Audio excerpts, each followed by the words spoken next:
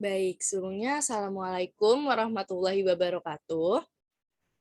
Perkenalkan kami dari kelompok 3 dari mata kuliah Bank dan Lembaga Keuangan dengan dosen pengampu Ibu Kori Yohana. Next slide. Baik, jadi di sini kami akan mempresentasikan materi mengenai menganalisis konsep dasar Bank Indonesia. Next slide. Ya, tentunya di sini kami memiliki anggota yang cantik-cantik. Dari saya sendiri yaitu perkenalkan nama saya Nabila Fifa Rasya dengan NIM 1707620071. Perkenalkan, nama saya Putri Silvania Digantari dengan NIM 1707620024. Saya Siti Farah Nurul Ilmi dengan NIM 17076200037.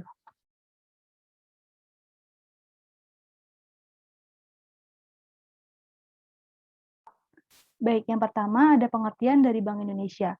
Bank Indonesia sendiri adalah Bank Sentral Republik Indonesia sesuai dengan pasal 23D Undang-Undang Dasar Negara Republik Indonesia dan Undang-Undang Nomor 23 Tahun 1999 tentang Bank Indonesia.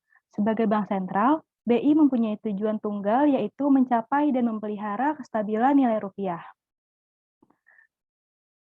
Sebelum dinasionalisasi sesuai Undang-Undang Pokok Bank Indonesia pada 1 Juli 1953, bank ini bernama The Java Bank atau DJB yang didirikan berdasarkan Kotroy pada masa pemerintahan Hindia Belanda.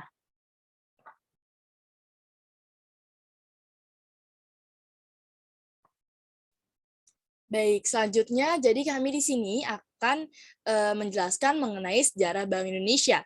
Jadi saat itu kondisi keuangan Hindia Belanda itu sedang tidak menentu. Belum lagi para pengusaha juga mendesak agar bank segera dibentuk. Kondisi tersebut tentunya membuat pemerintah Hindia Belanda mendirikan The Java Bank atau DJB di Batavia tahun 1828. Oke, jadi kerajaan Belanda itu dia memberikan juga oktroy atau hak-hak istimewa pada DJB. DJB itu pada saat itu berfungsi sebagai bank sirkulasi yang memiliki wewenang mencetak dan mengedarkan uang golden di Hindia Belanda. Di satu sisi, pemerintah Indonesia juga sudah membentuk bank sirkulasi, yaitu Bank Negara Indonesia atau yang kita ketahui BNI, yang bertugas menerbitkan uang Republik Indonesia. Kondisi ini menciptakan dualisme bank sirkulasi dan peperangan mata uang. Next slide.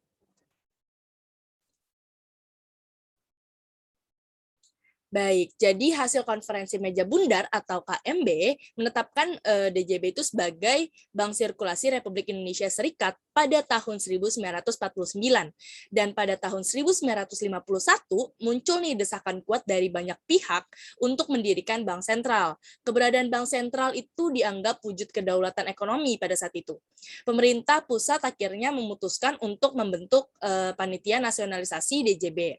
Lalu pemerintah Republik Indonesia juga melakukan proses nasionalisasi melalui pembelian saham DJB sebesar 97%.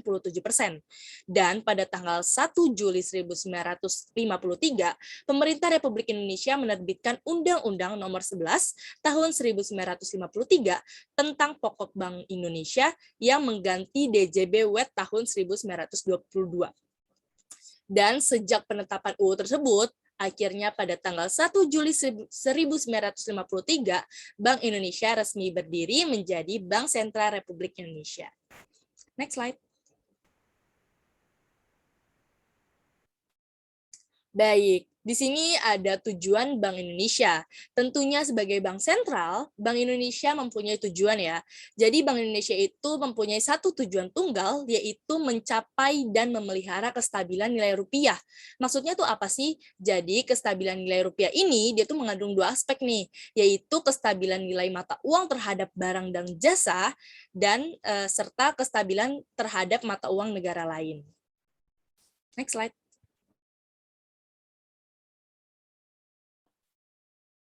Baik, jadi untuk mencapai tujuan tersebut, Bank Indonesia melaksanakan kebijakan moneter secara berkelanjutan, konsisten, transparan, dan juga harus mempertimbangkan kebijakan umum pemerintah di bidang perekonomian dalam rangka menetapkan dan melaksanakan kebijakan moneter. Nah, Bank Indonesia selaku bank sentral memiliki tugas dan wewenang sebagai berikut. Yang pertama, menjaga kestabilan nilai rupiah terhadap barang dan jasa. Yang kedua, menjaga kestabilan nilai rupiah terhadap mata uang negara lain. Yang ketiga, membuat serta melakukan pengawasan regulasi untuk semua bank yang ada di Indonesia. Yang keempat, melakukan penelitian serta pemantauan. Dan yang terakhir, menyimpan uang kas negara dan memberikan bantuan dana kepada bank-bank yang ada di Indonesia yang sedang mengalami permasalahan finansial. Next slide.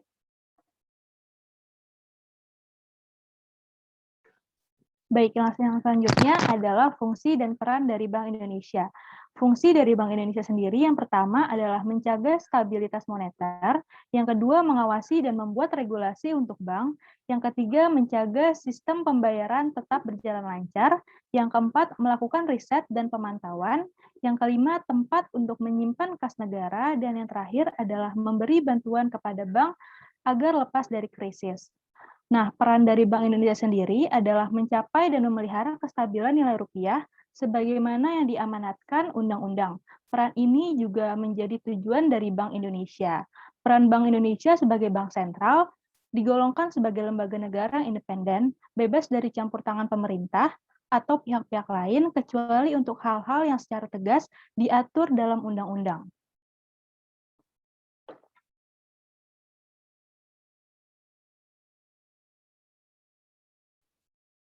Baik, jadi di sini saya akan membahas mengenai hubungan Bank Indonesia dengan pemerintah dan internasional. Jadi yang pertama saya akan bahas dulu hubungan Bank Indonesia dengan pemerintah. Beberapa di antaranya adalah hubungan keuangan. Dalam hal hubungan keuangan ini dengan pemerintah, Bank Indonesia tuh membantu menerbitkan dan menetapkan surat-surat hutang negara guna membiayai anggaran pendapatan dan belanja negara atau yang kita sebut biasanya APBN tanpa diperbolehkan membeli sendiri surat-surat hutang negara tersebut. Bank Indonesia juga bertindak sebagai kasir pemerintah yang menata usahakan rekening pemerintah di Bank Indonesia dan atas permintaan pemerintah dapat menerima pinjaman luar negeri atas nama pemerintah Indonesia. Dan yang kedua, independensi dan interpendensi. Meskipun Bank Indonesia merupakan lembaga negara yang independen, tetapi tetap nih diperlukan koordinasi yang bersifat konsultatif dengan pemerintah. Sebab tugas-tugas Bank Indonesia merupakan bagian yang tidak terpisahkan dari kebijakan ekonomi nasional secara keseluruhan. Nah, koordinasi di antara Bank Indonesia dan pemerintah itu diperlukan juga pada sidang kabinet yang membahas masalah ekonomi, perbankan, dan keuangan yang berkaitan dengan tugas-tugas Bank Indonesia. Dalam sidang kabinet tersebut, pemerintah dapat meminta nih pendapat dari Bank Indonesia. Selain itu, Bank Indonesia juga dapat memberikan masukan, pendapat, serta pertimbangan kepada pemerintah mengenai rancangan APBN. Dan di lain pihak, pemerintah juga dapat menghadiri rapat Dewan Gubernur Bank Indonesia dengan hak bicara tanpa hak suara. Next slide. Oke, di sini juga saya akan membahas tentunya mengenai hubungan Bank Indonesia dengan dunia internasional. Itu beberapa di antaranya yaitu hubungan kerjasama tentunya ya.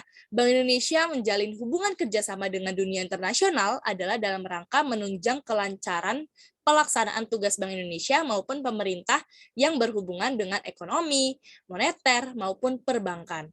Bank Indonesia juga menjalin hubungan kerjasama internasional meliputi bidang-bidang diantaranya intervensi bersama untuk kestabilan pasar valuta asing, terus penyelesaian transaksi lintas negara, hubungan koresponden, tukar-menukar informasi mengenai hal-hal yang terkait dengan tugas-tugas bank sentral, dan pelatihan dan atau penelitian di bidang moneter dan sistem pembayaran. Next slide. Selanjutnya adalah pilar dari Bank Indonesia. Yang pertama itu menetapkan dan melaksanakan kebijakan moneter, yang kedua mengatur dan menjaga kelancaran sistem pembayaran, dan yang ketiga adalah menjaga stabilitas sistem keuangan.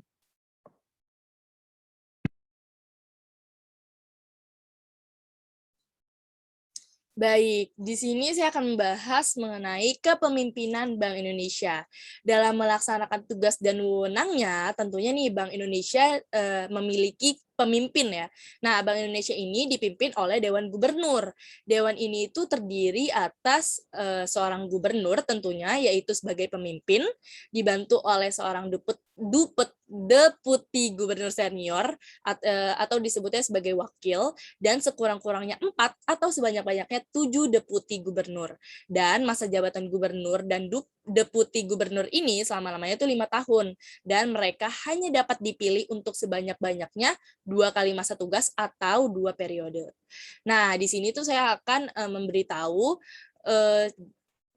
contoh aja ya gitu, pemimpin yang memimpin Bank Indonesia, yaitu pada tahun 1953 sampai tahun 1958, atau pertama kalinya Bank Indonesia didirikan itu dipimpin oleh Mr. Syafruddin Prawinegara, dan tahun 2018 sampai sekarang itu dipimpin oleh Bapak Peri Warjio. Next slide.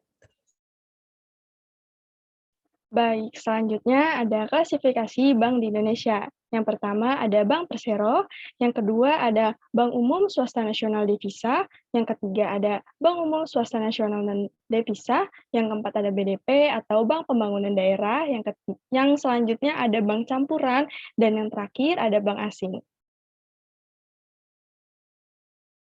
Baik, selanjutnya ada jasa perbankan secara umum. Nah, yang pertama itu ada jasa transfer. Nah, jasa transfer adalah jasa pengiriman uang antar daerah atau bahkan antar negara yang dilaksanakan oleh suatu bank atas permintaan nasabah, baik dalam bentuk rupiah maupun valuta asing yang ditujukan kepada pihak lain. Nah, manfaat dari transfer itu apa sih? Nah, manfaatnya itu membantu kelancaran transaksi perdagangan baik di dalam maupun luar negeri. Nah, yang kedua, membantu kelancaran pembayaran biaya pendidikan dan lain-lain. Dan yang terakhir, memperkecil resiko yang ditimbulkan dari membawa uang. Yang kedua, ada jasa diskonto. Jasa ini adalah jasa yang dilakukan oleh bank dengan cara bank menjamin surat-surat berharga yang diperjualbelikan oleh masyarakat.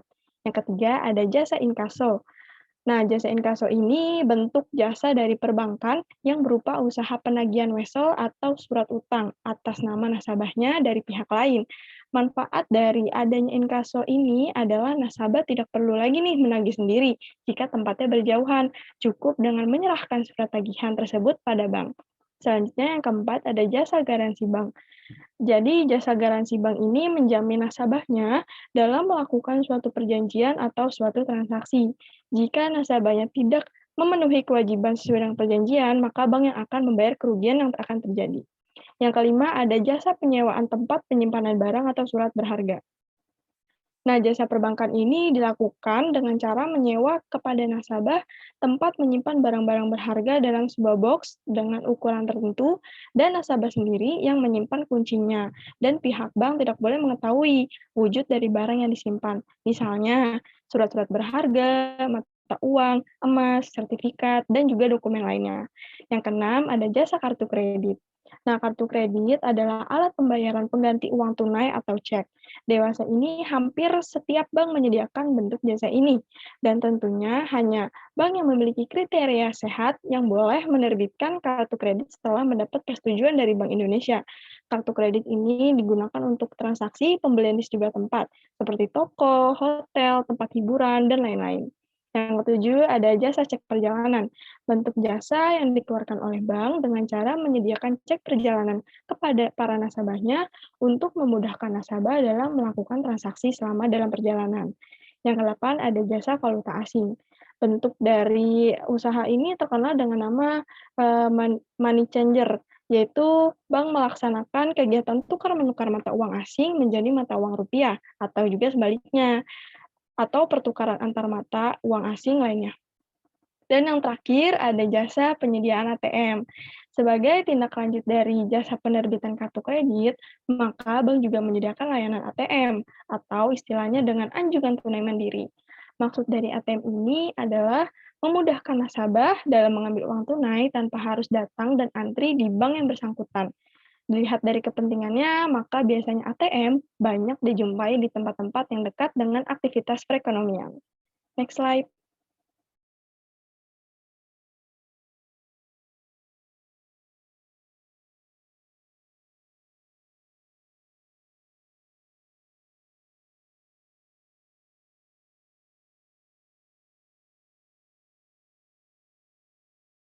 Baik, selanjutnya ada akuntabilitas dari Bank Indonesia. Laporan akuntabilitas Bank Indonesia terdiri dari 2 publikasi tahunan, yaitu Laporan Perekonomian Indonesia atau LPI dan Laporan Tahunan Bank Indonesia atau LTBI. LPI membahas kinerja ekonomi dan prospek serta sinergi kebijakan nasional dalam memperkuat ketahanan dan mendorong pemulihan ekonomi. Laporan Perekonomian Indonesia atau LPI ini merupakan publikasi flagship Bank Indonesia yang telah terbit sejak awal berdirinya Bank Indonesia, yaitu pada tahun 1953. Sejak saat itu, LPI hadir rutin setiap tahun mengulas kinerja dan perjalanan ekonomi Indonesia. Lalu selanjutnya ada LTBI.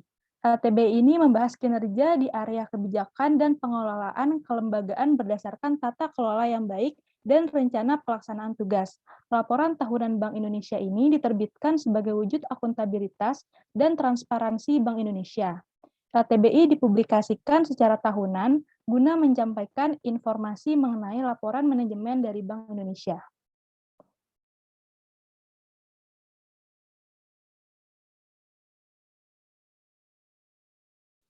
Baik, cukup sekian presentasi dari kelompok kami. Kurang lebihnya mohon maaf. Maaf jika terdapat kesalahan dalam pengucapan ataupun dalam kata-kata yang terdapat di dalam presentasi kami. Kurang lebihnya mohon maaf. Assalamualaikum warahmatullahi wabarakatuh. Terima kasih.